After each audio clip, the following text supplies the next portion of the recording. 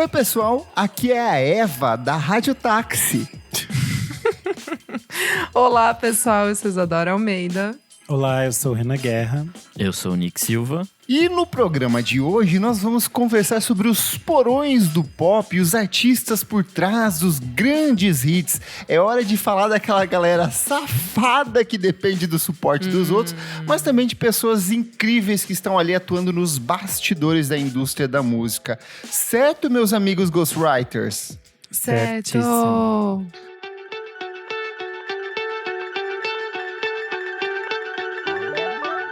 Ela vem! A rainha do pop vem ao Brasil e o Itaú convidou o nosso podcast para assistir ao show do século e curtir todos os hits da nossa diva favorita ali, ó, pertinho do palco. Nas próximas semanas vamos dar várias dicas para quem quer acompanhar tudo de casa ou ir ao show que acontece no dia 4 de maio no Rio de Janeiro, mas para você que é feito de futuro, o Itaú preparou vários benefícios para curtir com o maior conforto. Para começar, cliente Itaú tem até 30% de desconto em passagens aéreas para o Rio de Janeiro pela Azul. Prefere ir de busão? Sem problemas. Cliente Itaú tem até 20% de desconto em passagens de ônibus para a cidade maravilhosa pela ClickBus. Procurando aquele lugar especial para se hospedar? Cliente Itaú tem R$300 de desconto em hospedagem no Rio de Janeiro com a Decolar. Quer mais? Cliente Itaú tem até 50% de desconto em passagens do Rio com a Let's Atlântica. Não, você não ouviu errado, eu disse até 50% de desconto. Consulte as condições e conheça mais detalhes no site itaú.com.br/Ela Vem e fiquem atentos ao nosso podcast que nas próximas semanas vamos trazer mais dicas e benefícios para você aproveitar ao máximo esse evento único. E caso você ainda não tenha entendido, ela vem! Mas antes o que, meu amigo Renan Guerra? Antes você deve seguir a gente nas redes sociais, @podcastvfsm no Instagram e no Twitter. E você pode também apoiar a gente. Gosta do nosso trabalho? Então doe. apoia.se/podcastvfsm. E a partir de R$5 você tem acesso a vários conteúdos com bastante antecedência. Você participa do nosso grupo fechado para apoiadores no Telegram. E você também pode assistir as gravações ao vivo aqui. Hoje estamos com a sala cheia, né? Exato, nós estamos aqui ó, com a Júlia Paterniani, a Manuela Lima, que está numa foto super sexy, parece a Rafa Kalimann aqui, desculpa Manuela. Ai, coitada da Manuela, ela tá bem mais bonita que a Rafa. Mais bonita. O Matheus Zerni, a Tuane Malma, que está de foto nova aqui também, a Beatriz, o Fabrício Neri, o Gabriel Cordeiro, já vou contar uma história do Gabriel Cordeiro aqui, o Fábio Júnior, o André Matos, o Arthur Garcia, a Beatruzes, o Gabriel Benevides, o Leonel Mouro, o Valmor Viana, a Miriam Marinho, a Maria Lua, o Jefferson Kozenieski, o Pedro Coelho e o Pedro Benevides. Eu falei do Gabriel Cordeiro aqui porque o Gabriel foi na nossa festa no Zig, então eu quero aproveitar esse espaço para agradecer todas as pessoas que foram.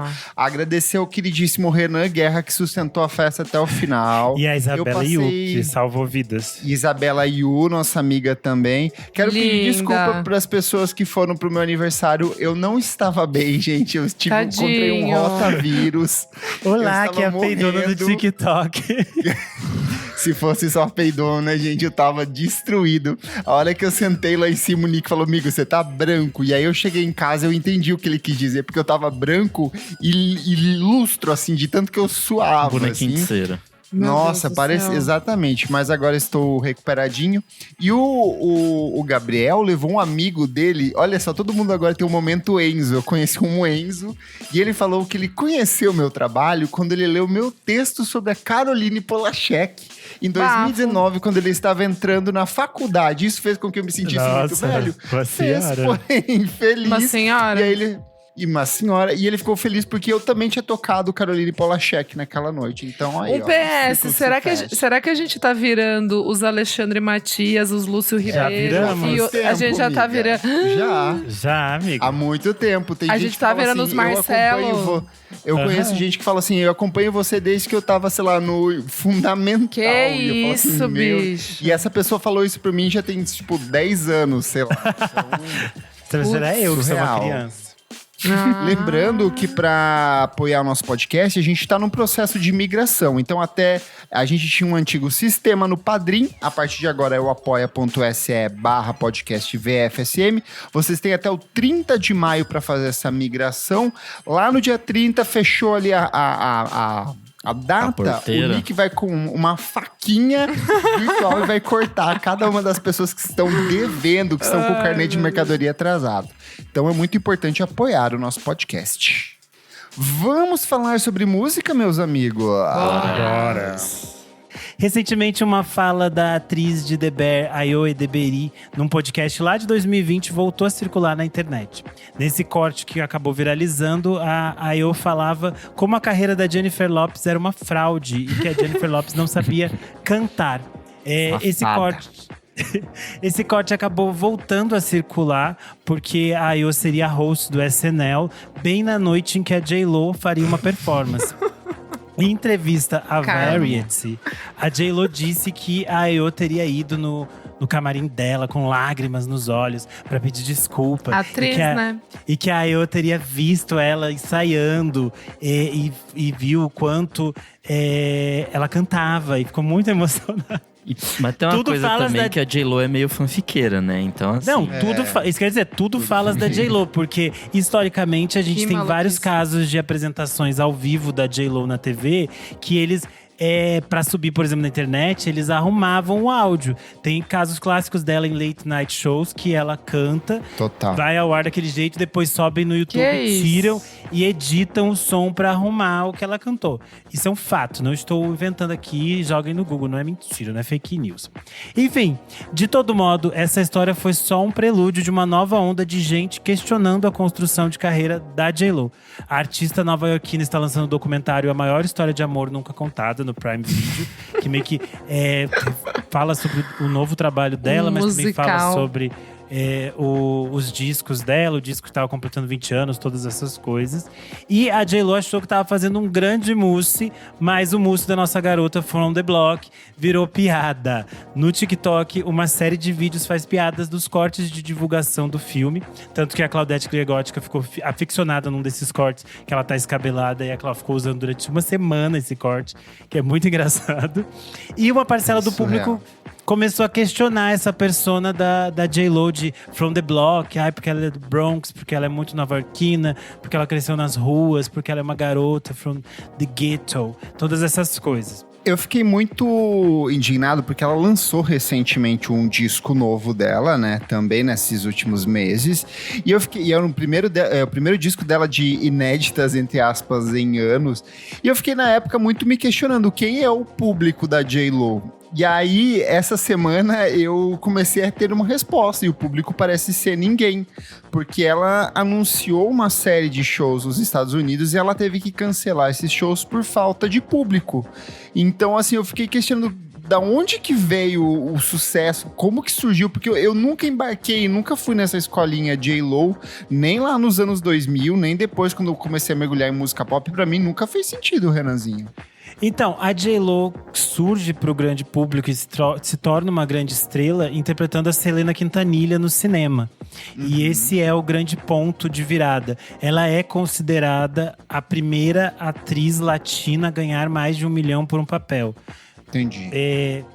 Ela oficialmente não é latina, mas ela é considerada latina naqueles padrões hollywoodianos. Vocês entendem? Sim. Porque ela é nova-iorquina, isso é um fato. Mas daí a família dela… Ela visitou o México uma vez, ela virou latina. É que eu adoro aquele vídeo que ela grita… Ai, mi gente latino! E daí a Taylor Swift aparece perguntando… Ela fala espanhol e obviamente ela não fala. Tanto que ela não aceita fazer papéis em espanhol porque ela não fala direito espanhol. Isso é outra questão. E aí eu até falei, poderia ser que essa coisa dela ser latina e tudo mais fosse só uma piada. Tipo a Lady Gaga é italiana, sabe?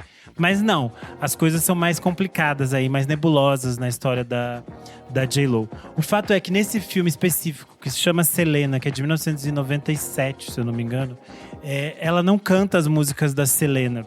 Ela dubla todas as faixas e é muito interessante porque isso meio que criou uma imagem dela como essa artista latina e que tinha uma conexão com esse público. Eu vi recentemente nessa onda de vídeos de pessoas falando sobre a carreira da J.Lo, alguém pensando assim, será que as pessoas não criaram algum tipo de relação naquele momento com a J.Lo muito mais pela Selena do que por ela mesma?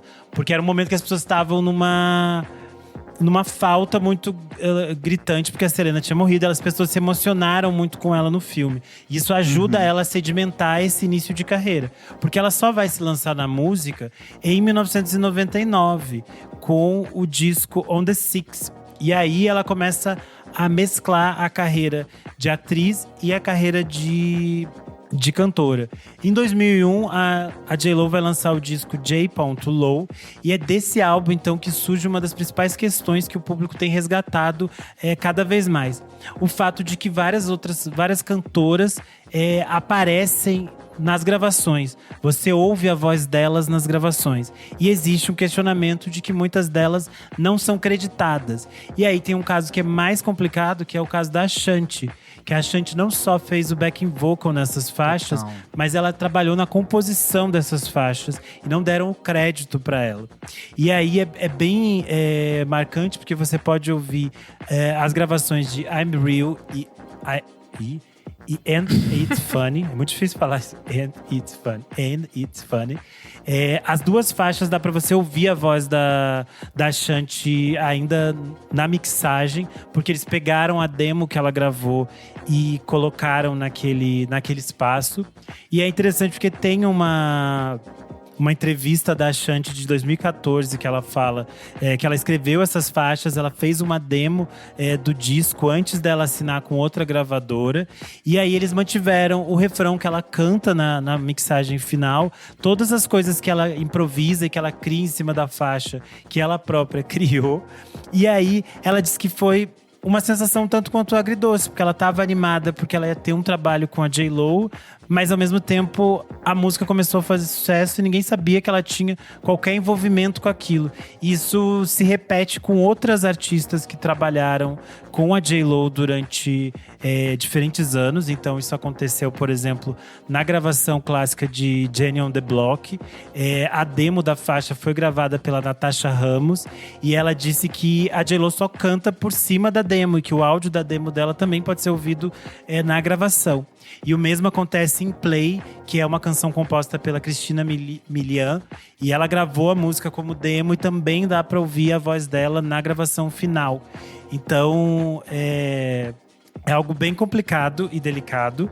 Eu acho que isso vai até de encontro àquele outro podcast que a gente gravou, que é o VFSM 261, Milli Vanilli, Cassino e outras fraudes da música pop. Sim. Porque entra muito nessa seara desses grandes nomes, por exemplo, da música negra, que eram incorporados pela indústria para servir de background para essas cantoras brancas ou artistas brancos, né? Sim, é super complicado, porque grande parte das pessoas que não foram creditadas nos trabalhos da J.Lo são mulheres negras.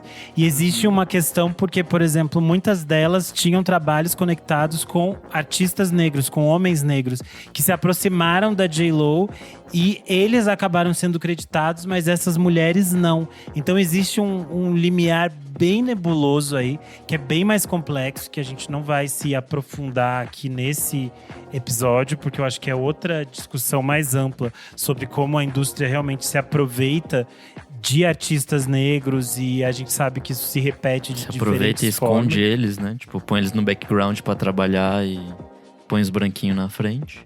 Ainda mais quando a gente fala de cantoras que são extremamente talentosas. A gente já falou aqui várias vezes de cantoras de R&B, que existe uma dificuldade delas de chegarem a espaços específicos do mercado, e às vezes o trabalho delas é subvalorizado, né? Mas por que vocês acham, então? Porque a J.Lo eu não sabia, tá? Eu não sabia nada dessas coisas. Eu fui saber quando vocês falaram sobre essa pauta. E aí, lendo a pauta, eu fiquei bem assustada. E eu até já tinha recomendado aqui aquele outro documentário dela. Acho que é This Is Me Now, né? Que é um que tá… Não lembro, De 2024. Não. É, 2024. Acho que é do ano passado, né? Não. Tá Não. aqui, 2024. Tô com ele aberto aqui. Não, amigo, mas eu recomendei ano passado. Como é que 16 de fevereiro de 2024. Tá na… Documentário que tá no Prime Video. Né, não sei. Teve um que eu vi que eu recomendei aqui. Mas ela foi tinha final um de 2022, eu acho que tinha saído também um outro documentário. Viciada em fazer documentário, enfim, falar sobre a vida dela. É que eu acho que a construção de carreira dela é realmente Então, marcante, porque mas se manter na indústria durante 30 anos. Exato. Mas por que vocês acham que ela conseguiu, assim? Tipo, porque se ela não canta tão bem, se ela não tenho uma escreve, teoria. se ela não… Tipo, qual que é o babado, assim? Eu tenho uma teoria. A primeira é, o Renan falou da questão da Selena ali, eu acho que faz muito sentido, mas eu acho que faz outro sentido também, que ali na segunda metade da década de 1990, a gente tem o lançamento de Macarena, e que é uma música que alcança o topo das paradas de sucesso e que impulsiona mais uma vez a música e a cultura latina nos Estados Unidos. Eu acho que ali é uma questão da indústria buscando por uma personagem que pudesse meio que representar essa cultura latina, e aí tem uma vantagem, entre aspas, que ela tem essa atmosfera latina, ela tem essa base latina ali, mas ela é uma mulher latina de pele clara, então ela é comercialmente muito mais aprazível para a indústria. Então eu acho que ali foi um total investimento da indústria de botar essa menina para jogo e investir. E ela consegue ser latina quando quer, né? Tipo, porque ela pode passar então como acho que, mulher até americana. porque ela é uma atriz, né? Sim, ela não é uma cantora, Halftime, ela é uma é o nome atriz. do documentário. Isso, confirmei de 2020, aqui. né? É esse. Então eu acho que tem muito nessa questão da indústria, percebeu ali uma movimentação e falou, precisamos de alguém para cobrir esse espaço aqui. E nesse documentário eu lembro muito que ela fala dessa questão de ser latina. Ela fala em espanhol em alguns momentos. Aparece até o Ben Affleck, tipo, que ele sabe falar em espanhol por causa dela. Tipo, olha, gente, uma maluquice. Mas esses assim. docs aí tem uma carinha de lavagem de imagem dela, porque ela tá super queimada já faz um tempinho. Então, né? mas então, é que nem essa de ela falar espanhol, ela e o Ben Affleck aparecem falando espanhol nas entrevistas pro Super Bowl. Que é aquele Super Bowl que não faz sentido ela dividir com a Shakira, porque a Shakira dava conta de fazer um Super Bowl sozinha. É engraçado, tem uns cortes porque ela fala umas coisas muito erradas em espanhol e daí a Shakira fica assim. Porque a Shakira fala 500 línguas, né? Sim. E eu acho que tem um outro ponto também, que em 1997 ela estrela um filme de enorme sucesso mundial, que é o Anaconda. Então, só foi sucesso aqui no Brasil. Exatamente. Então aí, ó, a indústria percebeu que ali tinha um talento em potencial. Ela tem… Isso é outra coisa, né? As pessoas fizeram aquela vez campanha pra ela concorrer ao Oscar, mas ela tem um histórico de filmes… Por Anaconda? Não, por esse Hustlers aí. E ela tem um histórico de filmes verdade. horrorosos. Ela tem muito eu amo aquele Encontro de Amor com Passa o Ralph Fiennes. né? Eu amo que ela é camareira do hotel. Esse é um bafo, adoro. Tem um que é Olhar de Anjo, é uma das coisas mais… E com o Matthew McConaughey. Não, tem o com o Matthew McConaughey, que ele quer… Não, como é que é? Ele quer casar e ela trabalha no negócio de… não sei, tem muito filme. Gente, eu gosto dos filmes da J.Lo, infelizmente, perdão. Não é perdão, você pode gostar, não é um problema, amiga. A gente ainda não prendeu ela, logo vamos prender. Enfim, mas eu acho que tem uma questão muito da indústria de construir personagens e querer vender determinadas coisas. E eu acho que também é uma narrativa específica de um período de tempo da indústria musical. Porque a gente vai ver aqui outros casos de a indústria tentando construir determinados personagens porque ela entende que o mercado… Ou ela entende que o mercado quer aquilo, ou ela cria essa necessidade no mercado daquele produto que ela quer vender naquele momento. Eu acho que hoje em dia, com a internet, as pessoas passam a questionar mais esses produtos, entendeu? Então, quando esses produtos chegam, as pessoas não consomem eles de forma tão pasteurizada. Eu acho que as pessoas questionam mais, as pessoas estão mais atentas para pegar eles no pulo, digamos assim. Eu acho que é por isso que as pessoas começaram a caçar tanto essas coisas. E a própria, a que a gente citou, a Shanti, ela própria fala em entrevistas mais recentes que ela se sente feliz de que nos últimos anos as pessoas passaram a reconhecer o trabalho dela e passaram a valorizar que ela estava nessas composições. Tanto que ela voltou a cantar algumas dessas músicas que ela trabalhou junto com a J.Lo nos shows dela, porque as pessoas passaram a pedir, porque é parte do repertório dela, porque querendo ou não, é um trabalho que ela construiu, né? Acho que isso é muito interessante. Um outro fator aqui, que foi até o Pedro Coelho quem levantou, ele falou: o Tommy Mottola investiu muito nela. E, de fato, no final da década de 1990, o Tommy Mottola, que é um desses grandes figurões da indústria, ele era o cara por trás. Ele era marido da Mariah Carey, pegou ela ali desde novinha, investiu nela. A Mariah se liberta ali na época do Butterfly e a Jennifer Lopez meio que entra como uma substituta da Mariah para ele ali, já que ele perdeu o controle criativo da Mariah. Então ela passa a ser um investimento dele. E o Tommy Mottola tem um histórico de investir em outras artistas latinas também, que é o caso da Gloria, né? Da Gloria Estefan, da Shakira e a Jennifer Lopez aqui. Então, quem é casado com a Thalia? E da Thalia. O Tommy Mottola é casado com a Thalia. Eu não sabia, não. Depois ele se casa com ela. Menino. Então eu acho que aí tem também mais um agravante ali nessa situação toda.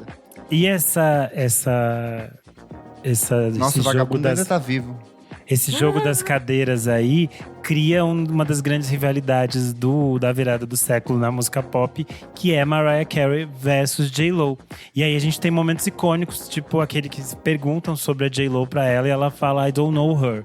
Eu acho que é o mais conhecido das pessoas. Mas tem uma série de momentos em que a Mariah fala sobre a J.Lo de forma bastante ácida. E um que eu separei que eu gosto muito é bem na época que a J.Lo lançou esse disco de 2001, aí ele na viradinha de 2001 para 2002.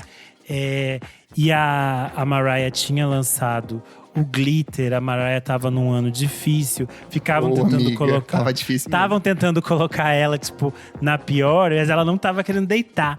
E aí perguntam ela e o pra Bin ela, Laden, lado a lado ali. coitada. Tem um momento que perguntam pra Mariah Carey. A Mariah Carey fala que ela dormia 3 horas por noite por causa do trabalho. E aí alguém é o que respondem pra ela. Você sabe que a J.Lo disse que dorme 8 horas. Ao que ela posso responde. ler essa frase? Diga, leia pra gente. Se eu tivesse o luxo de não cantar minhas próprias músicas, eu também faria isso. E tem vários outros momentos que a Mariah… E ela soltou 2 falsetes e deu uma cambota no final ainda. Tem vários outros momentos que a Mariah ataca a J.Lo. Eu gosto muito de um que perguntam sobre ela fazer um feat com a J.Lo. E daí ela fala, eu não sei como que a J.Lo ia soar cantando. E aí ela dá uma pausa e todo mundo fica assim, como assim? Ela, não, gente, não tô falando nesse sentido, é que eu não sei que música a gente faria juntas. Ela é muito debochada. Mariah é muito safada, eu amo ela, peituda. Mas eu acho que nessa perspectiva de construções da indústria, que a gente estava falando de como eles decidem coisas que o mercado quer, eu acho que um bom exemplo disso é a relação entre a Robyn e a Britney Spears. Existe uma relação histórica nesse sentido, porque a Robyn lançou em 1995 o Robyn Is Here. É o primeiro disco dela, tem produção do Max Martin, que viria a se tornar um dos grandes nomes da música pop nos Estados Unidos. Inclusive, se você gostou do disco novo da Ariana Grande, a produção é dele também. E tem ecos do que ele fez com a Robyn lá em 1995 dentro desse disco. Ele sempre autorreferencia tudo que ele faz com a Robyn. Isso é um fato, gente. A gente já vai falar disso mais pra frente. Mas é interessante porque nessa fase a Robyn tava em um crescimento, uma ascensão nos Estados Unidos. Só dar um contexto, amigo. A Robyn, em 1995, quando ela lança esse disco, lembrando que a Europa vive um momento muito intenso criativo na década de 1990. A gente tem a questão da Eurodance rolando ali, as festas em Ibiza, a popularização da música pop, Spice Girls. Então, a Robyn vem ali como um fenômeno da música pop sueca. Ela alcança o topo das paradas de sucesso na Suécia, o que não é muito difícil, dado o volume da população ali. Mas ela começa aos poucos transcender isso. Então, ela começa a pipocar nas paradas de sucesso de outros países da Europa. E aí os Estados Unidos, além mais, já estavam com seus binóculos e fones de ouvido apontados pra lá e falaram, tem coisa boa vindo aí. Ela entra na parada da UK e ela fica, tipo, várias semanas na parada UK. E o single Show Me Love entra no filme que se chama, se eu não me engano, acho que nos Estados Unidos ele passou a chamar Show Me Love também. Em português se chama Amigas de Colégio, do Lucas Modson, que é um filme bem importante para a comunidade lesbiana dos anos 90. E é um filme que fez bastante sucesso fora do circuito de artes. Então, é uma música bem simbólica. E isso tudo ajuda a fazer com que ela chegue de outra forma nos Estados Unidos. E aí, obviamente, é um processo, digamos assim, gradual, não é? O disco dela é de 95, só que tem todo esse caminho. Então, isso lá por 97, mais ou menos, a carreira dela começa a pipocar nos Estados Unidos. E aí ela começa a receber propostas para que ela trabalhasse nos Estados Unidos e lançasse um disco por lá. Uma dessas propostas que ela recebe vem da Jive Records, uma produtora importante de sucessos no hip hop nos anos 90. Das maiores. E como eu tava falando pra Isa antes, essas coisas que eles criam, necessidades e demandas, eles entendiam que o mundo precisava de mais cantoras brancas de R&B. Não sei de onde eles tiraram isso, mas é uma coisa que tem vários lugares que eles falam que essa era a proposta que eles queriam. E aí eles achavam que a Robyn podia entrar nesse espaço e fazer essa conexão com esse universo. Mas é um fato que o branco quer embranquecer tudo, né? Então, assim, é um passo até meio que natural, na verdade. Não, sim, mas não deixa de ser engraçado, que eu adoro como eles tiram essas coisas do cu. E aí, a Robyn tava numa estafa muito grande, porque ela vinha de um processo amplo de divulgação desse disco. E ela disse, tipo assim, não vou, gente, vou voltar pra minha Suécia, ficar tranquila, garotinha, não quero fazer isso. E aí, o Max Martin fica nos Estados Unidos e ele passa a trabalhar com essa produtora em torno de criar outros produtos pop que tenham essa conexão com a música negra, mas que sejam feitos por pessoas brancas. E aí, uma das coisas que o Martin faz é escrever o single Baby One More Time, que é oferecido primeiro pro TLC, depois pros Backstreet Boys. Primeiro tinha sido oferecido pra Robyn, né? Mas ela não quis entrar nesse processo. E aí depois é oferecido pro TLC, que elas acham que é estranho. Elas não gostam da música, tanto que tem uma entrevista que elas falam… Você sabe por que elas acham que é estranho e que na verdade foi o grande charme da música? Como você sabe? Não, eu sei, é que elas achavam sexualmente estranho a música. Então, é porque na verdade Hit Me Baby One More Time é uma interpretação errada do Max Martin. O Max Martin, como a gente tá falando, ele é sueco. A ideia do Hit Me Baby One More Time era na cabeça dele como se fosse Call Me Baby One More Time. Me ligue mais uma vez. Só que na cabeça dele o Call Me era a mesma coisa que Hit Me. Só que o Hit Me tem um contexto todo sexual, provocativo e ao ser ou cantado… também de porrada, né? De me bata, mas eu não bata ao ser cantado por uma adolescente loira como a Britney Spears com uniforme escolar, criou todo um contexto erótico que foi o que meio que alavancou a canção, assim, ela criou um subtexto que não existia, mas a canção inicialmente ela era inocente, ela era tipo, me liga, era uma canção pop natural como qualquer outra, assim. Para as meninas do Chelsea, elas achavam que essa mensagem sexual não era algo conectado com o trabalho delas, o que faz todo sentido, porque a Chelsea, dentro do universo da música pop norte-americana, elas estavam 20 anos avançadas em várias discussões que as artistas femininas vão trabalhar agora, já nos anos quase 2020. E elas já trabalhavam isso desde os anos 90. Então, para elas era algo que não estava nem um pouco conectado com esse trabalho que elas estavam fazendo naquele momento. E os Backstreet Boys é outra banda que o Max Martin também trabalha na formulação deles, mas acaba que a música para com a Britney Spears. E é muito interessante porque a Britney Spears, as pessoas comparam ela muito com a Madonna, né? E fazem essa correlação dela com a Madonna. Mas ela é uma filha direta da Janet Jackson. É uma referência muito clara pra ela. E aí faz sentido nessa construção de que eles queriam uma pessoa branca que trouxesse muitos desses signos dessa cultura pop negra. Porque ela realmente segue vários padrões de dança, de performance, de construção de coisas que são muito da Janet Jackson, assim. É só lembrar que em 1997 e 98, a gente tem a Lauryn Hill, né, vencendo o Grammy com Miss Education of Lauryn Hill. Então, de novo, uma artista preta ocupando um espaço de uma artista branca. E a Janet com o Velvet Rope também ali em 1997. Então, é mais um desses movimentos da indústria falando assim, meu Deus, um negro avançou um passo, precisamos colocar 10 brancos na frente aqui. Então, a Britney vê nesse movimento todo da indústria também. E eu acho que a Britney é um exemplo muito claro que a gente sabe de como a indústria pode destruir uma pessoa e bagunçar com a vida dela e expor ela e tentar manipular como ela vive, como ela age, todas essas coisas. Eu acho que a Britney, amigo, é o melhor exemplo positivo e negativo de quanto a indústria da música pode agir. Porque você tem… Eu acho os primeiros discos da Britney Spears uma coisa completamente genial, assim, no sentido de música pop. Eu acho o Toxic, por exemplo, talvez a melhor música pop já feita de todos os tempos. E é um exemplo de como, trabalhando bem a questão de produção, divulgação, investimento em TV, rádio, tudo, você consegue pegar uma menina que era praticamente ninguém, que veio ali do Clube do Mickey, e transformar ela… gigante no Clube do Mickey. Não, mas perto do que ela era… Cruz, não, sim, ela já era alguém, ela não era uma Não, mas é a mesma coisa, é gigantesco, amiga, é outra coisa, ela transcende, ela vira uma coisa que é pra… O mundo inteiro passa a conhecer Britney, não mais os adolescentes ali da dos canais de TV. Então eu acho que ali é um exemplo, mas como o Renan falou… Eu entendi o que o Kleber quis dizer, porque essa transição de ser uma estrela infantil para ser uma estrela adulta é muito difícil. A maioria dessas crianças que são não conseguem. Você pode sempre virar… A Ariana. Demi Lovato, várias. Mas você sabe dessas porque essas fizeram sucesso. Só que quantas Patrícia Marques não tem lá? Exato. É muito difícil depois. E você fica com um monte de coisa, porque as pessoas ficam em volta de você. Tipo, a Patrícia Marques já falou. Ela é uma mulher de quase 50 anos, vem uns marmanjos tratando como se ela fosse uma criança ainda, porque ela teve uma carreira infantil. É super estranho isso. É bem complicado. Enfim, isso é tópico pra outra coisa. Depois que a gente assistiu o documentário lá sobre os abusos da Nickelodeon. Não é pra agora. Ai, tô ansioso pra ver isso.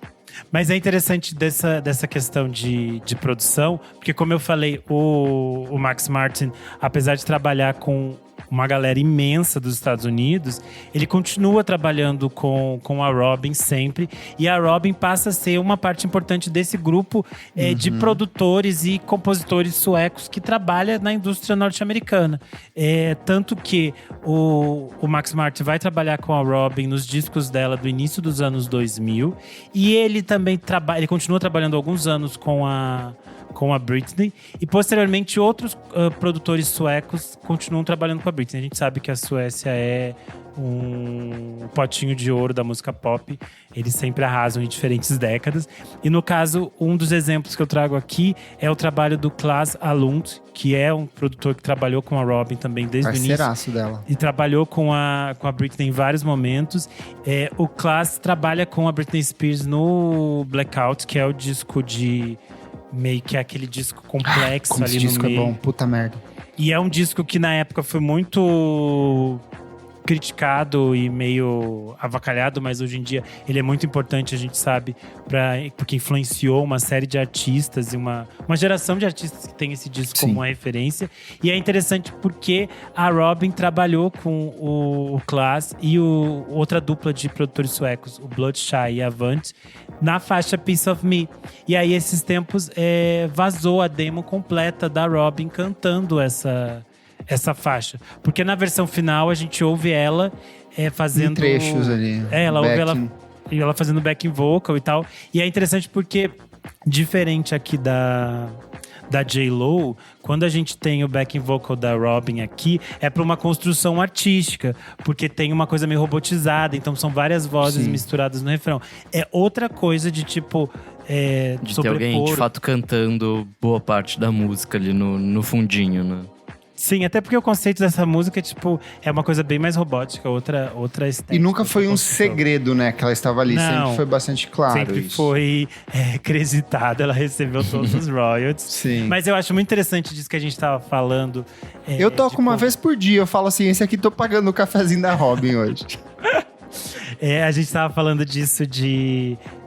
como o Max Martin e vários outros desses produtores suecos continuaram trabalhando com a Robyn, é que nesse mesmo ano o Klaas e a Robin produzem Handle Me, da Robin, que tem, tipo, muitas similaridades na produção de coisas que eles estavam testando e que são coisas que são muito modernas no trabalho da Robin e que foram lidas como muito modernas já naquela época e que eles colocam também no trabalho da Britney, que na mesma época foi considerado assim, tipo, nossa, o que a Britney tá fazendo? Que horror! Enquanto o da Robin era tipo assim, oh my God, this is the moment. E é interessante como o tempo modificou essa perspectiva, né? Então vale vocês ouvirem as duas faixas. Tanto Piece of Me quanto a demo vazada da Robin, quanto Handle Me da Robin, que também é bem interessante pra gente pensar. Maravilhoso. Nessa perspectiva. E aí é curioso que o Kleber falou, eu dou play pra pagar o cafezinho da Robin. E é engraçado porque isso é sempre uma discussão. E uma pessoa preocupada em não deixar nada aberto para discussões, não deixar ninguém sem ser pago, para ninguém vir cobrar ela, é a dona Beyoncé. Porque a Beyoncé é a pessoa que é mais colocada nesse tipo de questionamento, que toda vez que ela lança um disco, não vou dizer fãs de que outra artista, mas adoro ficar dizendo, nossa, Taylor. porque a minha artista, só ela compõe essa música. Por que no da Beyoncé tem 15 pessoas compondo? E é muito interessante porque a Beyoncé tem uma preocupação muito grande de, valorizar todos os artistas que participam do processo criativo dela. 2, ela tem uma preocupação muito grande de deixar acreditado todo tipo de sample, interpolação, qualquer referência que ela faça nas canções. Acho que isso é muito importante. Por isso fica aquele crédito tão grande. E ela é uma artista muito gigantesca que gosta de produzir dessa formatação com uma caralhada de gente. Só que a gente sabe que ela é controladora. E ela, no final das contas, só sai do jeito que ela quer, da forma como ela quer. Acho que isso também é muito interessante. Eu acho que tem um aspecto da Beyoncé em relação a esses outros artistas que são meio que dependentes ali do trabalho dos outros, é que ela, de fato, impõe a visão artística dela. Então, faz muito sentido ela botar o nomezinho dela lá, porque se você já vê alguns vídeos, tanto na época do Destiny Child, quanto depois dela em carreira solo, ela muda muito as letras das canções. Ela muda aqui, ela corta trechos, ela insere, ela incorpora elementos da vida dela ali dentro do trabalho. É correto? É ela quem tá fazendo? São ghostwriters? São ghostwriters. Mas eu acho que ela consegue trazer um traço artístico muito forte pra dentro do trabalho dela também. Qual seria a diferença de ter um parceiro e ter um ghostwriter, sabe? Eu acho que ghostwriter é quando não é falado, quando é escondido. De fato, é um fantasminha ali no processo. É que na maioria desses processos, pegando a Selena Gomez, por exemplo, no Sound Exploder, fica muito claro ali que ela traz uma ideia de canção, de temática, e deixa que as pessoas criem e ela só canta em cima. É que isso é meio o processo daqueles song camps, né? Exato, que a Mamundi ela é já muito veio nesse falar sentido. com a gente alguma vez. A Mamundi já fez isso aqui também. Só que a Beyoncé é muito mais participativa nesse sentido, entendeu? Às vezes ela escreve trechos ali. Ela tem uma relação musical, ela de fato toca instrumentos, ela sabe o que ela tá fazendo ali. Então, por isso que eu tô falando que eu acho uma questão mais de parceria do que de usar o ghostwriter mesmo. E no final das contas, gente, ela poderia ser só uma intérprete e cantar as canções que ela comprou. That's a point. Tipo, não é uma reclamação. Todo mundo dos anos 50 é assim, tipo, então... Não é menos artista por causa disso. Nunca foi, não vai deixar de ser. E só que existe o fato que a Beyoncé faz um trabalho que é de reunir um grupo de artistas que inspiram ela, que ela gosta de trocar, e é a partir disso que ela cria. Eu acho que isso é muito interessante. Porém, obviamente, isso gera grandes memes. E eu acho que o mais famoso, que fez muito sucesso no Brasil, é o meme da Cia encarcerada no foro. Cativeiro da Cia. E isso é muito interessante porque essa teoria surge, essa fake news, né? Surge por causa de uma entrevista da Cia em que ela falava sobre os processos com diferentes artistas. A Cia também é uma artista que tinha uma carreira pop, alternativa do jeito dela e tudo mais. Quando ela vai para os Estados Unidos, ela passa a ser a queridinha do momento para vários artistas, e ela passa a trabalhar com vários artistas nesse processo de composição. E aí tem uma entrevista que ela fala sobre esses processos de composição, e ela fala que o da Beyoncé é o mais complicado para ela, no caso.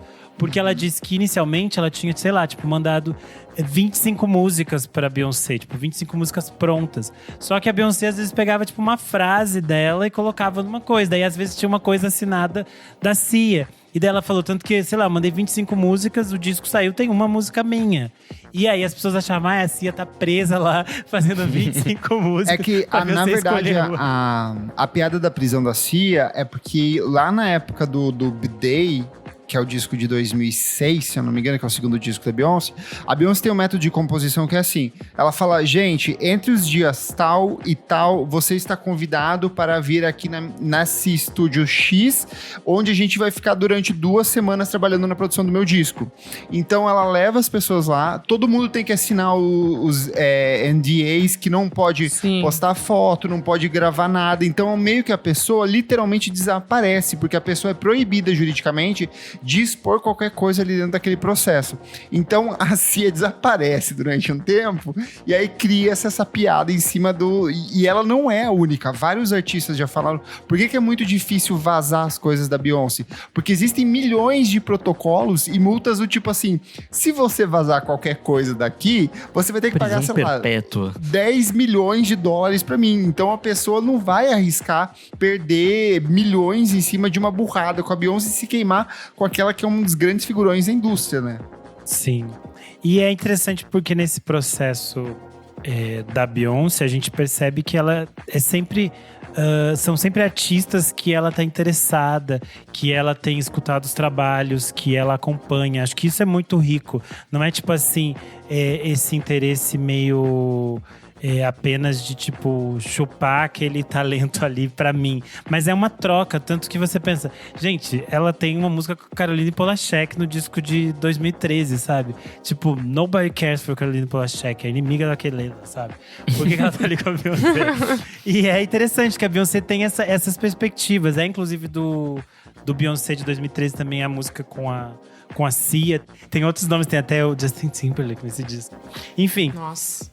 E aí é curioso que no Lemonade, eu acho que é um desses fatos que as pessoas ficaram em cima dela, porque tinha uma lista de créditos muito grande. E é interessante porque no Lemonade tem muitos créditos que são, tipo assim, mínimos. É tipo uma frase, uma coisa que poderia soar como uma interpolação de alguma outra faixa que ela escutou, e daí ela dá o crédito pra todo mundo. Eu acho que tem uma coisa, amigo, no fato da Beyoncé, principalmente pensando no Lemonade, e aí eu acho que é uma coisa que replica muito na questão também do universo do hip hop e quanto a cultura do ghostwriting no hip hop é uma coisa inadmissível para muitos artistas. Eu acho que todas as obras que partilham de um contexto social, político e tem uma mensagem por trás, pega mal elas não virem diretamente de uma pessoa, da pessoa idealizadora que está propagando aquele tipo de mensagem, entendeu? Então cria essa sensação de que é muito mais um marketing do que necessariamente uma reflexão. Então no hip hop é uma coisa que é bem inaceitável. A gente sabe que o Kanye West utiliza, a gente sabe que o Drake principalmente é o que mais utiliza ghostwriting. Inclusive tem várias pessoas... tem muitas pessoas que pegam a comparativo é uma característica do flow de um cara e fala assim, tipo, é o mesmo flow, ele tá emulando o flow de outra pessoa. Então acho que tem esse peso no sentido político da questão da mensagem que tá sendo trabalhada ali, que é o que pega mal. Mas pra mim não diminui nada o peso e o impacto criativo da obra ali, né? Sim, eu acho que é isso. Tem uma questão que é de troca e de formatar um trabalho que é muito maior. Quando a gente tá falando de um disco pop e gigantesco, é muito poderoso a forma como a Beyoncé utiliza essas perspectivas, esses encontros, essas trocas para criar um material que é tipo sempre meio absurdo, né? O que ela entrega no Lemonade é um negócio completamente absurdo, assim. Pra mim, esse tipo de discussão só existe na rede Twitter de fã de outras cantoras revoltadas com sucesso, de justificar, mas ela não compõe. Então é a mesma discussão sempre. E aí é uma galera que tenta diminuir o fato de uma pessoa ser apenas intérprete, como se você fosse apenas intérprete, ser algo menor do que você ser uma compositora, sabe? E não tem, gente. São diferentes interpretações de arte. Não existe um artista menor ou menor por conta disso. Vai dizer que, sei lá, as coisas da Whitney Houston são menos impactantes porque ela era uma intérprete. Tipo... As coisas da Nina Simone, da Maria Bethânia, do Ney Matogrosso, que são intérpretes. Não faz sentido. Esse tipo de discussão é burra. Não tem lógica, é ridículo. E criar repertório é uma coisa dificílima, ainda mais botar na sua Sim, voz. Assim, tipo, exato. Mas, enfim, essa não é a questão aqui hoje, né? Sim, este é outro caso. A gente tá falando da indústria e como ela é problemática. Eu acho que um caso muito interessante que se falou muito de 2023 pra cá é a história da Ray, a cantora inglesa, que ela vinha de um processo que durante muitos anos ela foi tipo aposta. As pessoas sempre ficaram, agora a Ray vem aí, ela vem aí. Só que ela tava presa num contrato durante… Aposta da BBC durante uma década. Coitada. Tinha umas coisas dela, acho que de 2018, se eu não me engano. Tipo, BBC Sound de 2018, Sim, 16, alguma coisa assim, não era? Acho que é 16 o BBC Sound. E ela lança depois uma música com a Charlie. Faz muito tempo. E aí ela fica 100%, a gravadora considera que ela não é uma pessoa interessante. Eles sempre falam que ela não está pronta, o que não tem nenhuma lógica clara, porque basicamente ela acaba trabalhando com… Ela compõe para artistas como John Legend, a Charli XCX, que é uma espécie de amiga e mentora dela, que elas trabalharam muito juntas, elas trocaram muito juntos desde o início da carreira da Ray. Os Little Mix, a Hailey Steinfeld. Misturinhas. As misturinhas. Normani. Olha, Normani, gente. Naquela única canção. Ellie Goulding.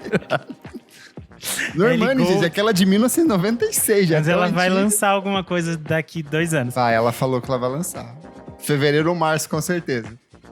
E aí, é interessante que, além dessas composições, a gravadora ficava enfiando ela, tipo, num monte de parceria com um artista de EDM, que é 100% aquilo que a gente tava falando antes de inventar necessidades da indústria. Tipo assim, não, a gente não quer que você cante o que você gosta, que é o seu som mais voltado pro R&B. Agora você vai cantar esse Psytrance com esse artista que a gente trouxe aqui da Dinamarca, porque nós precisamos disso. Ok, que a diva arrasa e ela deu vários hits pra esses homens. Tem uma caralhada de hits dela que tem muito a ver com o vocal dela e com essa perspectiva. Mas o lançamento do primeiro disco dela, o My 21st Century Blues… Ai, que é difícil o nome do disco. My 21st Century Blues. Boa. É o disco que foi super premiado. Ela bateu recordes no Brit Awards desse ano. Ela saiu com 7 prêmios. 6, acho, né? Uma caralhada de prêmio, ela ganhou tudo, inclusive o de revelação. Maluquice.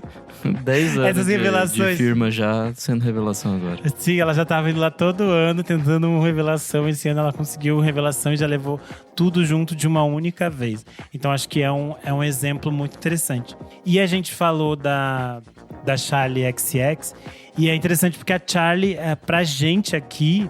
Ela já é gigantesca pra gente, ela é a dona do mundo. Vai tocar aí no Zig. Eu fui conhecer a Charli em 2011, quando ela lançou o Nuclear Season. E eu lembro que na época que eu fui escrever sobre ela, já tinha, tipo, conteúdos dela desde 2008, 2009. Eu acho que a Charli XCX é um exemplo muito claro de uma artista que, durante um tempo, ela tentou se vender para a indústria, tanto que o Renan montou uma lista aqui, ó. Ela tem composições para Diplo, Iggy Azalea, Mo, will.i.am, David Guetta, The Japanese House, Blondie, Gwen Stefani, Aluna George, Camila Cabello, Selena Gomez, Shawn Mendes, James Blunt, além de um porrado de bandas de K-pop como Twice e TXT.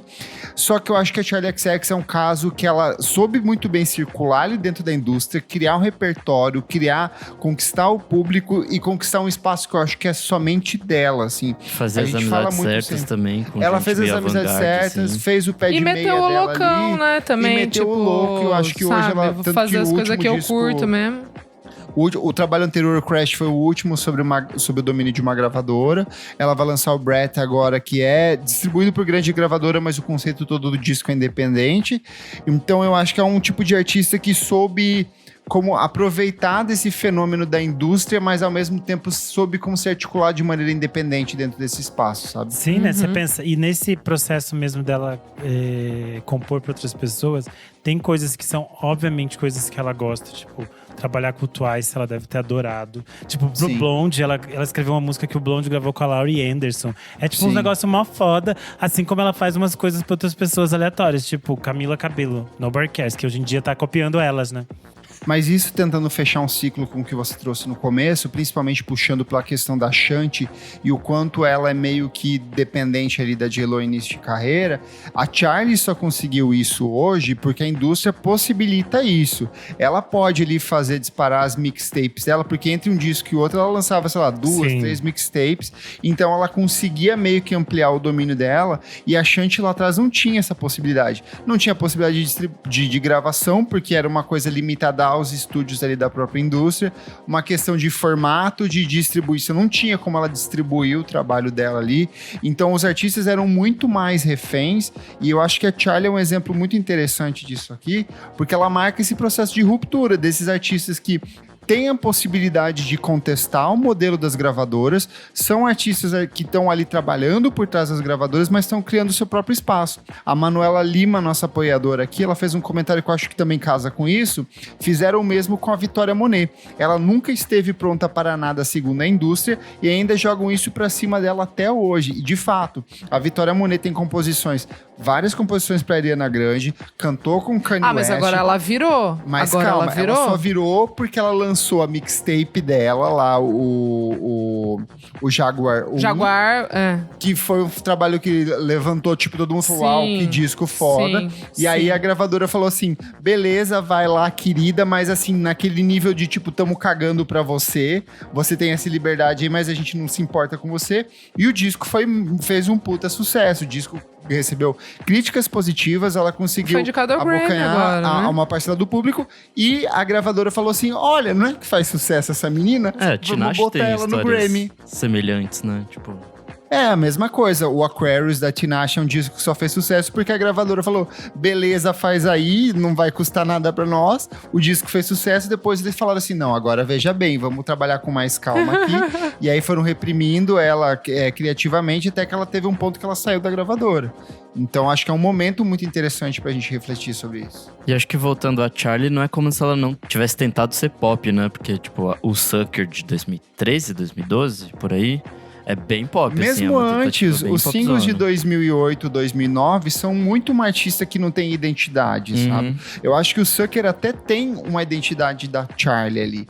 A questão é que ela demorou um pouco ali até estabelecer o espaço dela e que hoje ninguém mais tira, assim. Ela consegue se virar por conta própria. Sim. E é interessante isso de se virar por conta própria, porque é algo complexo e difícil de juntar uma graninha, né? E daí a gente separou aqui 2 casos de artistas que é interessante que eles fazem o contrário. Eles lançaram discos bem respeitados, foram bem recebidos pela crítica, só que daí eles começaram a ganhar dinheiro e falaram: foda-se, vou fazer só música pra essa gente aqui, encher meu cu de grana, depois eu faço o que eu escrever quero. e ficar em casa, vou fazer isso. O primeiro exemplo que a gente tem aqui é o Kid Harpoon, que é um inglês que fez um disco de estreia chamado Once, lá de 2009, é um disco que eu gosto bastante. Tem coisas bem legais nesse disco, mas ele foi um cara que estourou esse mundo meio indie pop ali. Ele foi indicado ao Grammy como o melhor álbum do ano e no Brit Awards como o melhor escritor do ano, mas depois ele meio que parou, assim, ele deu uma desistida da carreira e voltou com... Ele começou a escrever pra muita gente, então... Ele não desistiu da carreira, ele mudou o foco da carreira dele, sim. na verdade. Ele virou eu digo um suporte... como cantor, né, assim, tipo, ele parou de se apresentar e tudo mais, então... Sim. Ficou atrás das E aí ele tem colaborações com gente foda, assim, tipo a Jessie Ware em Why This Moment, Never Let Me Go, da Florence and the Machine, Days Are Gone, da Haim, Can't Remember to Forgot You, da Shakira e Rihanna, enfim, Molly Cyrus, muita gente foda, assim, Lily Allen, Ian Ears, Noah Cyrus, Mabel, Aluna George, enfim, ele trabalhou com uma caralhada de gente exatamente nessa perspectiva de sair da frente dos holofotes e começar só a escrever pra essa... Tem um Esse que é muito pessoal. parecido com ele, que é o Mickey Echo. Lembra do Mickey Echo? Nossa! Sim. Ele também é um que meio que se afastou, ele foi trabalhar muito mais o processo de composição. Stay, da Rihanna, por exemplo, acho que é a música mais Nossa. conhecida, mas ele tem outras composições ali também. É verdade. Tem também o Tobias de Soul Jr., né? Que tá aqui também na nossa listinha. Que eu e o Kleber, a gente é muito fãzoca. Ele tem um disco solo, um único Esse disco. puto aí que não lança chamado- mais nada. Que ódio, chamado Goon. Mas daí depois disso ele passou a trabalhar apenas com composições, né? Com pessoas Exato. bem diversas. Em 2023 ele foi premiado com o Grammy de melhor compositor. E aí ele já trabalhou com gente tipo Harry Styles, Adele, FK Twigs, Orville Peck, King Princess, Omar Apollo, Diplo, a Pink, John Legend, Haim, Miley Cyrus, Daniel Caesar. Inclusive, o Divo já canetou nessas duas novas cantigas da Dua Lipa. Vem aí. Ah, é verdade, né? Training Season com... As com novas ele. são com ele. Eu fico feliz pelo sucesso do nosso Divão, Mas eu né? morro- Porque ele tem mas eu morro 2 de metros e 10 de altura, assim, é uma Sim. coisa meio absurda você ver fotos dele. Parece que é fake. Safada, fica só vendo Eu foto. fico, nossa, morro com um homem alto, tenho vontade de Ai, derrubar eu como se amo fosse uma ele. árvore. Mas eu sinto falta, eu gostaria muito de ver Eu também. um Gucci. Desgraçado. Eu acho que ele é um puta Lança compositor, single. é um letrista de mão cheia, um bom músico, um bom absurdo, cantor, assim. E é muito curioso que ele vem de um contexto muito indie, tanto que o Gun, ele não é produtor. O produtor é o W.R. Chetty lá, que era do... Que já faleceu, né? Que era do Girls, que era um dos Do integrantes Girls, verdade. É, uma verdade. das metades do Girls ali. Nossa, e verdade. ele quem trabalhou na produção, ele que meio que ajudou ele a construir essa estética ali. Com a gravadora dele, né? Que Exato, apostou nele. foi a como- True Panther que True lançou Panther. o disco do... Sim, é. sim. E aí depois ele cresce, ele vira esse fenômeno na cena de Los Angeles, vai trabalhar muito com o Harry Rashad, que é o cara ali das Haim, do Vampire Sim. Weekend. E quem puxa, na verdade, ele que catapulta a carreira dele é a Adele, lá no disco de Sim. 2015, já tem coisas com ela, né? Em 2016, na verdade, o 25. E ela É. já ajuda a própria carreira dele de cantor, porque eu lembro que ela tuita sobre ele, ela fala que Sim. tava ouvindo e gosta. Isso, é tipo o clube de leitura da Oprah, assim. A Adele diz que tá ouvindo, todo Sim. mundo compra. Então é fantástico. Eu acho que com isso, amigo, a gente fecha um ciclo de coisas negativas e positivas. Eu sei que você levantou uma pauta de artistas brasileiros, mas eu acho que vale um programa à parte só pra gente focar nesses compositores. Começamos com exemplos negativos ali dessa figura, do quanto esses personagens de bastidores, eles podem ser utilizados de uma maneira muito problemática, né? No caso da J.Lo, que cada dia a gente percebe que ela não é mais só uma criatura da indústria da música ali, mas a gente trouxe aqui exemplos muito positivos, né? E eu acho que vale perguntar para os nossos ouvintes, você que está escutando aí, vai lá no nosso Instagram, na edição desse programa, ou vai aqui no nosso Spotify e conta pra gente quais são esses personagens dos bastidores da indústria da música que você acha que são interessantes, que a gente acabou esquecendo ou não comentou no programa de hoje aqui. Vamos então para o nosso segundo bloco. Segundo. Vamos então para o nosso segundo bloco, Não Paro de Ouvir.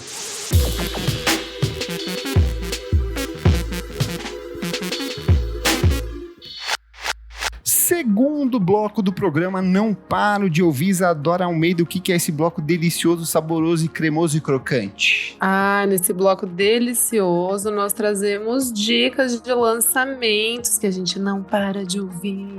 Então bora falar sobre o disco da semana aqui, que eu acho que é o tem mesmo vários, pra né? você. Tem vários. Porque talvez. Vampire Weekend lançou Only God Was Above Us, minha Bom. amiga Isadora Almeida. É o 5º álbum de estúdio deles, o primeiro depois do Father of the Bride, que foi um disco divisivo, um pouco mais longo. Eu gosto, mas eu sei que tem muita Eu gente gosto, que ficou meio assim.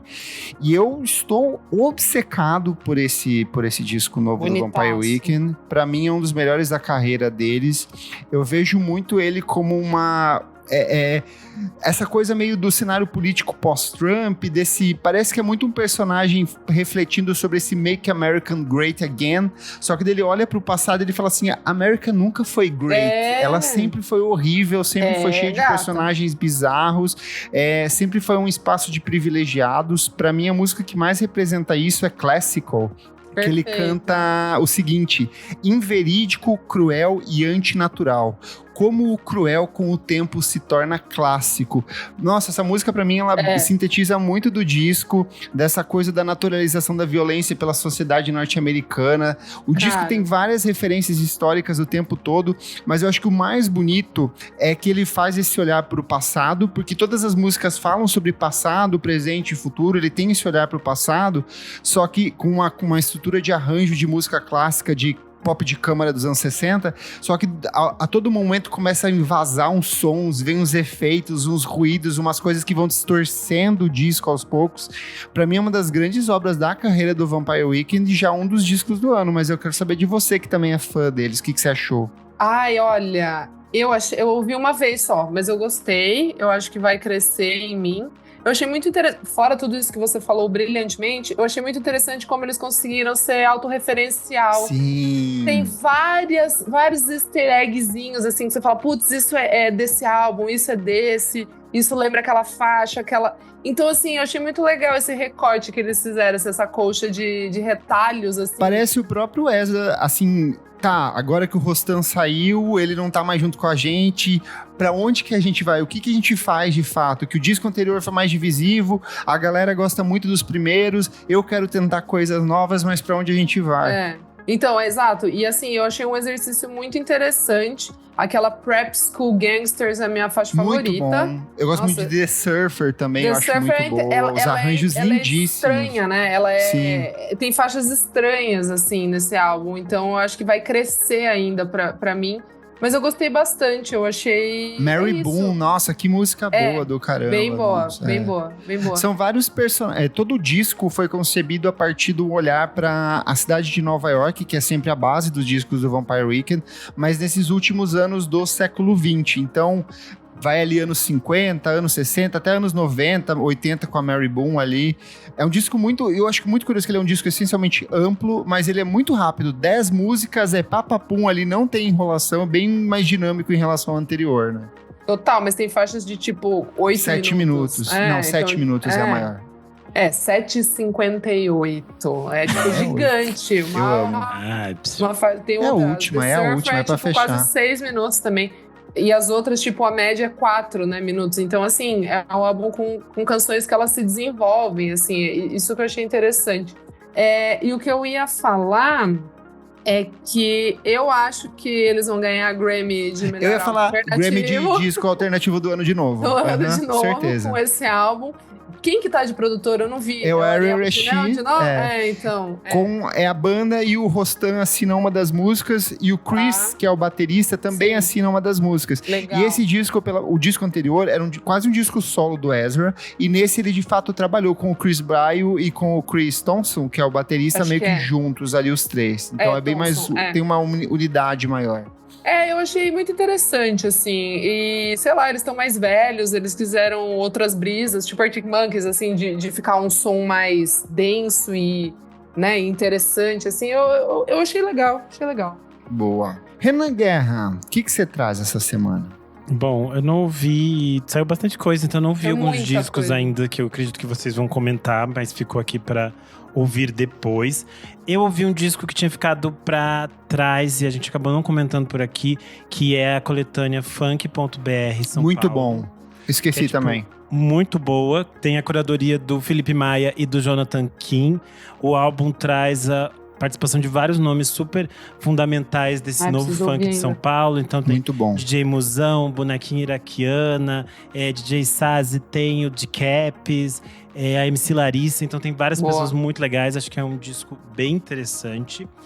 Mas falando de singles, das coisas novas, ficamos viciados, acho que todas, nas novas cantigas de Charlie XXX, a nossa Charlie. Ai, muito bom, muito bom.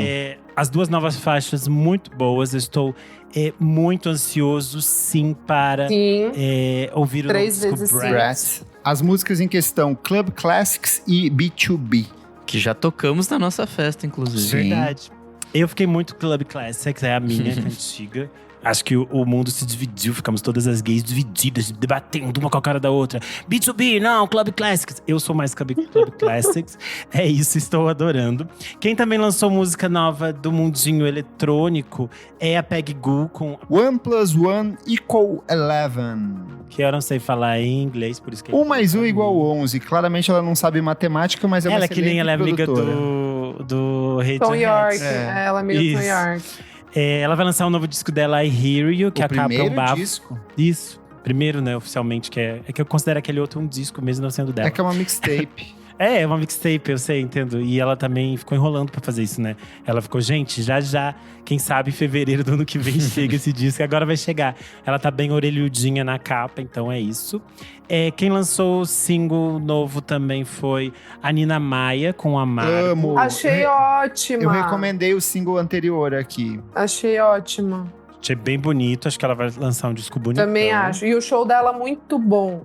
Eu vi eu não no consegui. final do ano passado, muito Pra quem bom. gosta de… É um misto de jazz, pop de câmara. Quem gosta de Julia Holter e essas mulheres chiques Isso, da cena É, uma É, coisa meio é. esquisitinha. É, bem assim. esquisitita. É bem bom. Bem legal.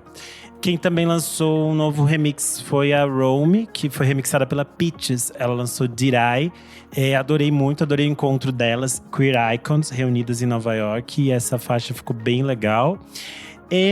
Pra terminar, eu recomendo o disco novo da Paula Cavalciuc, Pangeia. Eu tinha falado dela recentemente aqui. É uma cantora, compositora de Sorocaba, eu acho. Minha terra? Eu acho que agora estou confusa, fiquei perdida. Mas é um disco muito bonito, eu acho que a Paula é uma compositora muito interessante.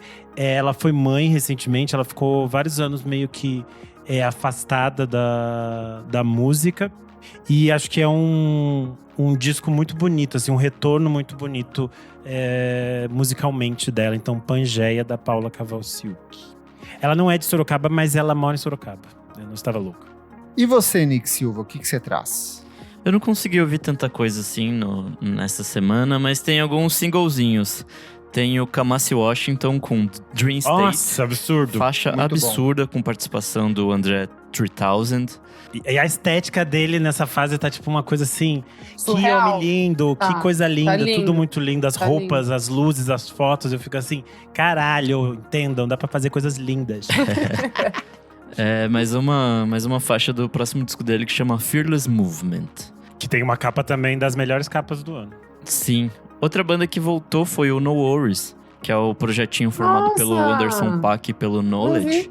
Vão lançar o seu segundo álbum de estúdio, que chama Wylod, no dia 7 de junho. E eles lançaram a primeira faixa, que chama 86 Centra.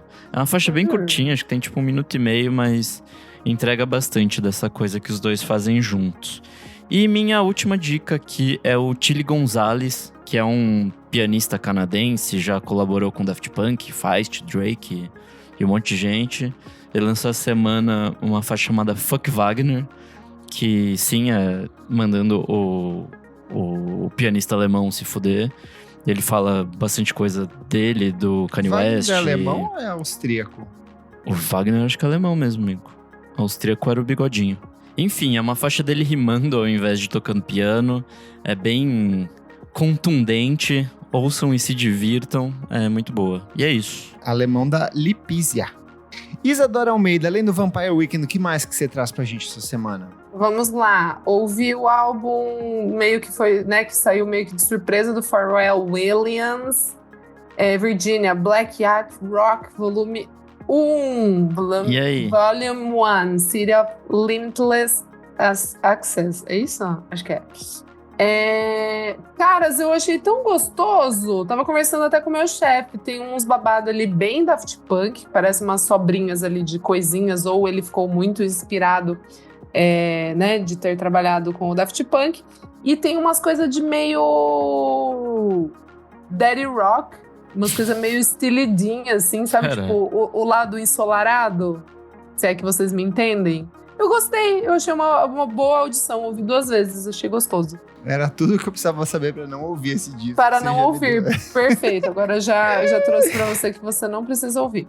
Um álbum que eu preciso ouvir ainda de novo, mas eu fiquei um pouco chateada porque eu tava com a expectativa muito alta e a culpa é minha de ter feito isso. Foi a Fabiana Palladino com o álbum dela de estreia, né? O Fabiana ouvi Palladino. metade, eu gostei. Eu amei. Quem é ela, gente? Eu amei. Ela é Conte. filha do Pino Palladino, que é um Irmã do baixista Rocco. que trabalha, tipo assim, com todo mundo, desde The Who Banda de John até- Mayer, a The Who, a The Angelo. tipo aqueles Ele é um músico de estúdio. Pino Palladino, um muito baixista. absurdo. O filho dele, Rocco, é tão bom Produz. enriquecido com ele, só que ele é mais parte da cena inglesa de jazz. Underground, assim. A Isso. questão é que ela mesmo sendo filha de quem é, ela decidiu sair desse rolê e ela fez uma amizade com o J. Paul. O J. Sim. Paul meio que foi Paul o tutor Institute. dela e eles estão desde 2017 trabalhando juntos em várias canções. Só que naquele ritmo J. Paul, tipo, lança uma música 12 anos hoje, pra outra fazer. daqui a 2 sim. anos. E aí agora ela lançou esse primeiro álbum dela pelo Paul Institute e pelo Excel E Records. ela toca na banda do J. Paul, agora que ele tá Isso. fazendo As gays Ghost ficaram o Soul. final de semana inteiro falando dessa mulher, dizendo ela é Quem? minha mãe, ela é minha mãe. As gays todas. o Ai, dia as inteiro gays descobriram. Ficavam só falando disso e eu fiquei muito passado. A Lorde fez um post elogiando e aí um monte de gente veio Ai, atrás pra chato. ouvir também. Eu acho que você vai gostar, amigo, Renan. Tem uma coisa meio xadeia, Não, assim, em é algum uma lugar. delícia. Eu é até uma ouvi delícia, um mas pedaço, é que eu tava- queria entender de onde ela tinha surgido e por que ela era. Todo mundo tava comentando. Eu achei uma Isadora, delícia. eu posso te dar a música que vai fazer você gostar Não, desse tem disco? uma que é igualzinho a Jaime, tá tudo É certo. bem essa, Então, eu acho que é por isso que eu não gostei. Juro que por é Deus. Chuda. É, Nossa, então ouça tipo In The assim, Fire, que é a mais J. Paul. mas tipo, então, não, amigo, tudo certo. É que eu ouvi uma vez e eu tava achando que ia vir umas coisinhas mais estranhas. E veio um popzinho Ah, é. Não é estranho. mastigadinho. Não é estranho at all. Eu achei que ia ter umas maluquicezinhas, Não, é sabe? chique, é soft É pop, é chique. xadê. É, Bem é uma Janet delícia. Jackson, começo dos anos 90. É uma delícia, só que a minha expectativa tava virada para outro lugar. Mas enfim, é um ótimo álbum e vai estar, acho que, na nossa lista no final do ano. Outro que eu gostei bastante foi o Bruno Belli com No Reino dos Afetos 2. Delicinha ali. Eu tinha Eu gostado gosto muito mais. dos singles, mas Eu gosto. Exato, eu gosto mais das canções que são o Bruno, tipo, mais cru. Sem muita produção, assim, sem autotune, essas coisas. É que Eu sabe o gosto que é? muito O dele. No Reino dos Afetos, o primeiro disco, ele é um disco muito singular. Porque ele é um Sim. disco que foi feito com baixíssimo orçamento, pra dizer nenhum. Com uma estética muito única do Bruno, tanto que a gente ficou fissurado quando Sim, esse disco saiu. sim. Eu fiquei obcecado, eu ficava de 24 horas por dia ouvindo, eu parei de dormir só pra ouvir esse disco. Mas o Reino dos Afetos 2, ele é justamente um disco de transição, Sim. que é desse cara que veio de um cenário sem acesso aos equipamentos, fazendo tudo muito no caseiro com o Batata Boy, que é o principal parceiro de produção, e agora ele entendendo como ele interpreta a música dele a partir de ter um pouco mais de recurso, de ter financiamento, de ter o suporte de outros músicos por trás.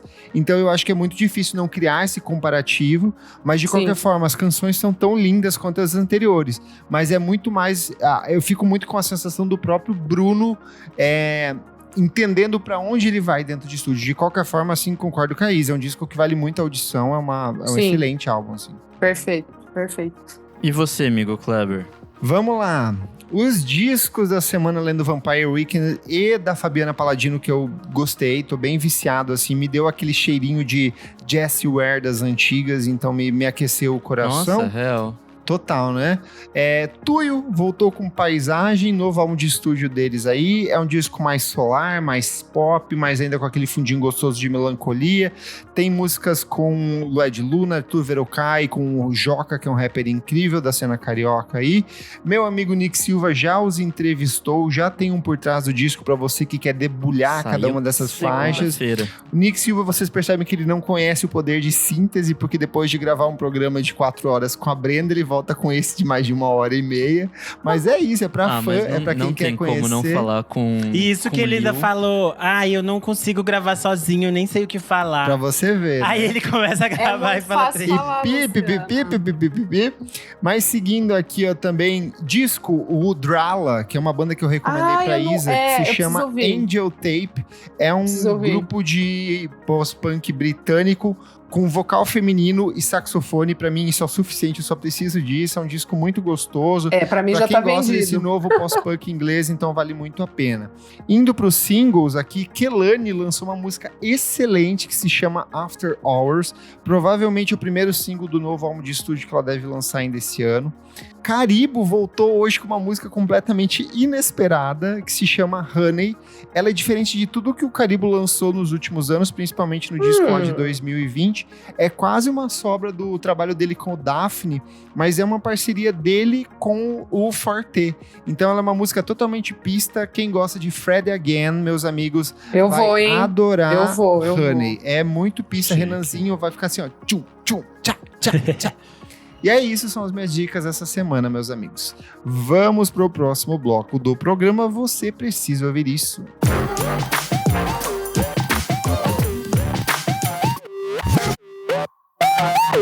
Chegamos ao nosso terceiro e último bloco. Você precisa ouvir isso.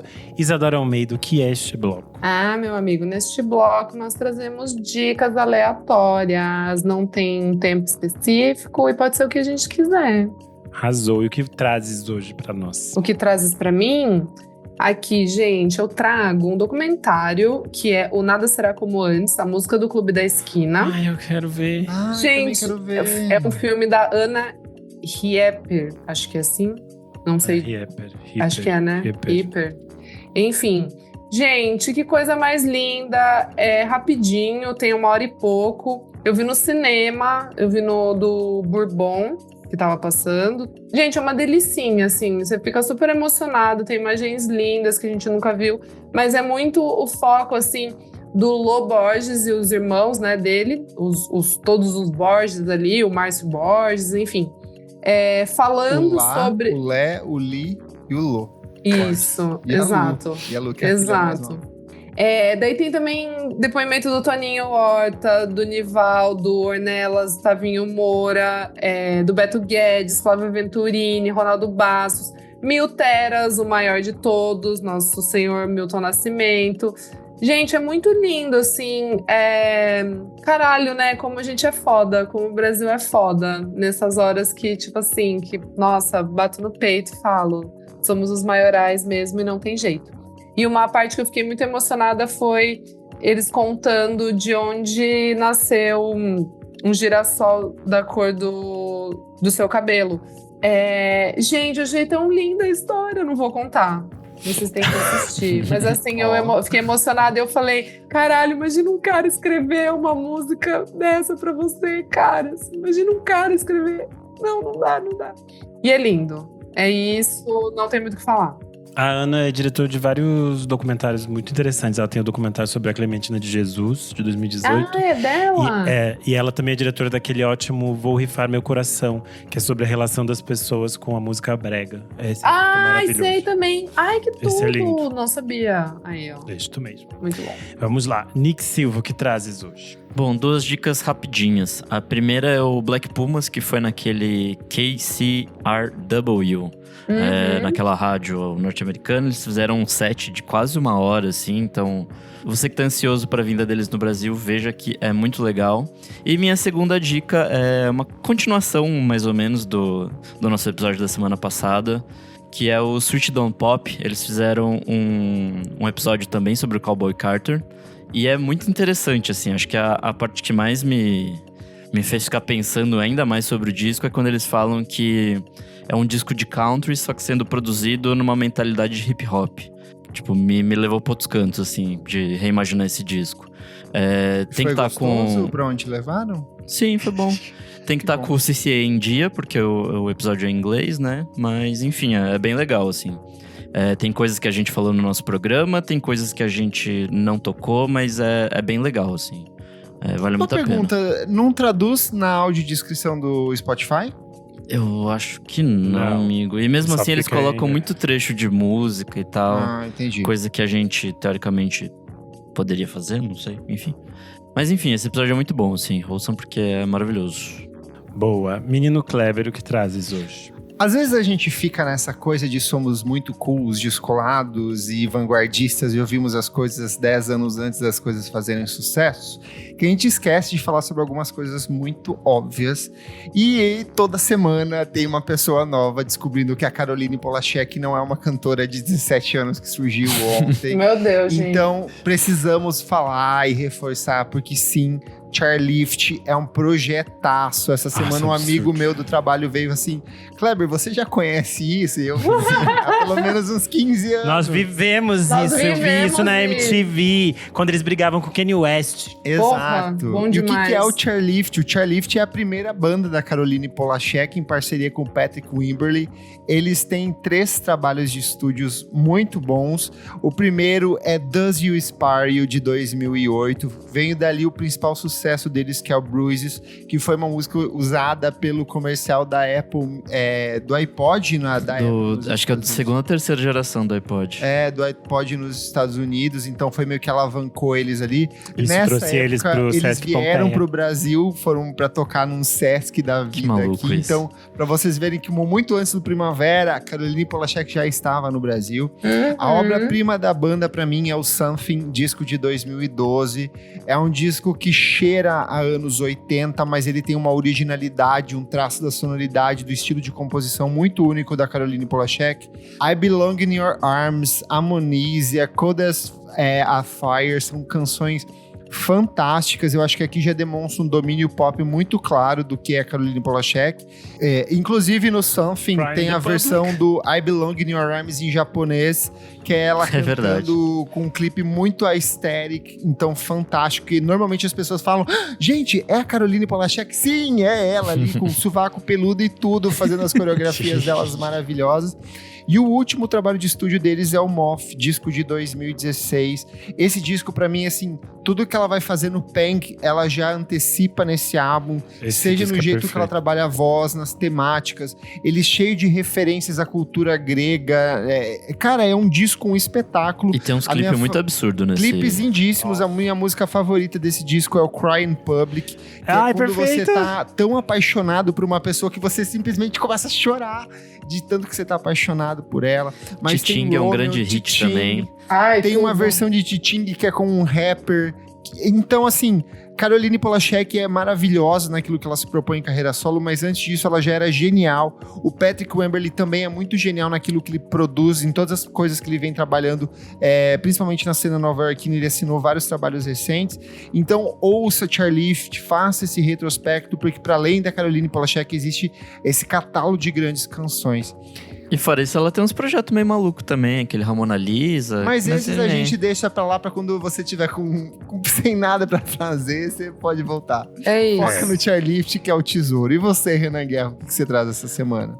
Bom, eu geralmente sou muito crítico à Academia Brasileira de Letras. Eu acho ela extremamente problemática em vários pontos. Enfim, tenho muitas questões com ela. Tipo, o head, não, o chefe, né? Ai, nem vou citar os nomes das coisas que eu não gosto lá. Não quero falar das coisas que eu não gosto.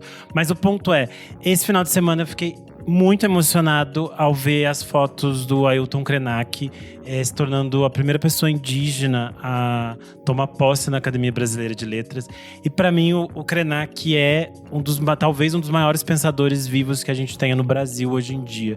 Eu acho o trabalho do Ailton Krenak completamente absurdo. Então, como eu fiquei muito emocionado com estas imagens dele todo felizinho, eu recomendo os livros do Ailton Krenak. Ele tem vários títulos, mas eu vou recomendar aqui os 3 que saíram pela Companhia das Letras: o A Vida Não É Útil, Ideias para Adiar o Fim do Mundo e Futuro Ancestral. Eu acho que… Você já recomendou ele em algumas edições. Sim, eu recomendei ele antes, mas é que eu voltei por ele ter entrado na Academia Brasileira de Letras. E são livros assim que quando eles são super curtinhos, porque geralmente são palestras do Ailton Krenak que são transcritas. Só que ele tem uma forma de pensar a relação da gente com o planeta, com a nossa cultura, com o Brasil, de uma forma extremamente única, assim. Então eu acho o trabalho do Ailton Krenak sempre muito genial, e acho que é muito importante que ele seja celebrado em vida e que ele possa fazer um trabalho diferente num espaço tão fechado e careta como a Academia Brasileira de Letras. é isto. Comentários referentes à última edição do nosso podcast, edição número 294, Cowboy Carter e o Country segundo Beyoncé. Comentário aqui é da Raquel Pompeia, ela falou: eu amei, concordo com as críticas, mas achei bem equivocado dizer que a Beyoncé abaixou o tom político. Achei que essa interpretação rasa e sem fundamento, de resto amei. Eu acho que o que o Iago falou nesse ponto é que quando a gente pega o Lemonade em relação a esse, o tom político é muito diferente, muito menos explícito, havia uma carga muito maior lá principalmente quando a gente pega o Formation como um dos principais singles, e aqui existe um abrandamento nas coisas todas que ela propõe, mas tá aí, a opinião da Raquel Pompeia. A Maria Lua comentou no Instagram: a primeira impressão foi bem meh, mas a cada vez que ouço eu vou entendendo as referências, mais eu amo esse álbum. Em menos de uma semana ele foi de o álbum que eu menos gostava para um dos meus favoritos da Queen Bee. Aqui ela foi mais uma vez artistona, com A maiúsculo, coisa que muitos nunca vão chegar perto. Ela tem o selo Samantha Schmutz e o meu também. Inclusive hoje eu vi a Maria Lua, ela gostou tanto desse disco que ela tava andando a cavalo no centro de São Paulo, galopando. Comentário do Alexandro Vieira, ele falou: quem fala que a Aninha, que ele quer falar que a Anitta, influenciou o uso do funk nesse CD, esqueceu que em 2013 um produtor deixou escapar que a Beyoncé ia dançar Show das Poderosas no Rock in Rio, mas descartou por não achar funk o suficiente. Eita, olha, trouxe polêmica. O André Fernando, que está rasgando um chapéu e soltando a porteira do gado, falou o seguinte: gostei, mas compartilho do sentimento do Renan. É difícil me conectar com esse estilo sendo um goiano que se mudou e busca se distanciar de todos os símbolos sertanejos. Ele quebrou berrante escrevendo esse post. O Matheus Arne comentou: nossa, eu vi uns comentários idiotas falando, ela não aprendeu que álbum com 1000 samples não ganha Grammy? Tipo assim, só podia ser um fã da Tidinha americana mesmo. Amei como vocês citaram todo o background das músicas. O Pedro Bernardes falou: eu amei o Cowboy Carter e só levanta as minhas expectativas pro Act 2, que vai ser de axé. Não é à toa que ela esteve na Bahia, só não vê quem não quer. Perfeito, Já perfeita pensou colocação. o Bel Marques fazendo um solão de guitarra pra ela junto com o Jack Perfeita White? colocação. O Rafael Farrael trouxe polêmica aqui. Ele falou: estou viciado nesse álbum, mas confesso que Jolene não me desceu. A adaptação me passou uma vibe paródia empoderada da Maíra Medeiros Sanca 2016. E por último, aqui no Spotify, o Faio Guimarães falou: eu gostei muito, os vocais dela nesse disco foi o que mais me surpreendeu. Todo mundo falou que os vocais da Beyoncé nesse disco estão um absurdo. Bodyguard e Daughter são o apogeu desse disco. Ó, pra fechar aqui no Instagram, a Lick Gás comentou: eu gostei muito da versão que a Beyoncé fez pra Jolene, como se fosse uma espécie de resposta. E aquele interlude que antecede com a própria Dolly Parton ficou impagável. Aí, é muitas opiniões aqui no nosso podcast. Ouvimos todos os lados. Eu sou @KleberFak no Twitter e no Instagram, dicas diárias de músicas todos os dias. E você também acompanha o meu site, musicainstantanea.com.br. Eu sou @AlmeidaDora no Instagram, AlmeidaDora no Twitter, e é isso. Eu sou _ Renan Guerra no Instagram, no Twitter, no TikTok. Você lê alguns dos meus textos lá no Screen Aniel. Eu sou @Nick_Silva no Twitter, Nick Silva no Instagram, e você lê meus textos lá no Monkey Bus. Não esquece de seguir a gente nas nossas redes sociais, @podcastvfsm em tudo. Siga a gente na sua plataforma de streaming favorita. Obrigado a todo mundo que foi prestigiar nossa noite lá no Bar Alto. Eu realmente não esperava que ia tanta gente. Tudo! Foi surreal de bom. Eu fiquei muito surpreso. Eu recebi o chocolatinho da nossa querida Beatruzes. Muito obrigado. Voltei pra casa comendo tudo. Comi tudo no táxi até pra cá. Tava bêbada já, né? Tava bêbada, com fome, faminta. E se puder, apoie a gente no apoia.se/podcastvfsm. Por apenas R$5 por mês você tem acesso a esse e outros programas lançados com muita antecedência. Tem acesso ao nosso grupo fechado para assinantes e participa aqui das gravações, como sempre, participativos, participantes, participatistas: Gabriel Benevides, Fabrício Neri, Bob Bach, Luiz Ricardo Melo, Maria Galopeira Lua, Miriam Marinho, Regis Valença, Juladeira Fotografia, os melhores serviços para você. Clicou, ganhou. Jefferson Kozenieski, Genilson Santos, ganhou um publi aí, ó, Ju. Gabriel Oliveira, Beatruzes, que deu chocolatinho pra mim. Foi tudo? Gabriel Benevides, é isso, gente. Muito obrigado por apoiar o nosso podcast.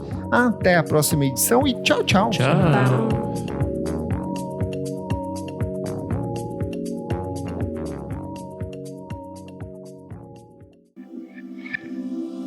Esse podcast foi editado por Nick Silva.